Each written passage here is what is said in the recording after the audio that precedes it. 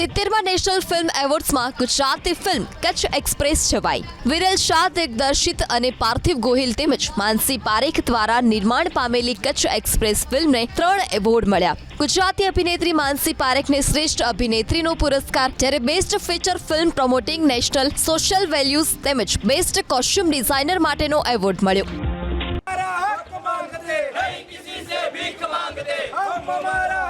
વડોદરાની MS યુનિવર્સિટીમાં પ્રવેશ મુદ્દે હોબાળો. ધોરણ 12ની પૂરક પરીક્ષામાં પાસ થયેલા વિદ્યાર્થીઓને યુનિવર્સિટીમાં પ્રવેશ નથી અપાયો, જેને લઈ યુનિવર્સિટીની હેડ ઓફિસ બહાર NSUIના કાર્યકરો અને વિદ્યાર્થીઓએ વિરોધ પ્રદર્શન કર્યું. હેડ ઓફિસના ગેટ પર તાળું મારી નારેબાજી કરતા કાર્યકરોને અંદર પ્રવેશતા રોકવામાં આવ્યા, જેને કારણે NSUIના કાર્યકરો અને વિદ્યાર્થીઓ હેડ ઓફિસ બહાર ધરણા પર ઉતર્યા.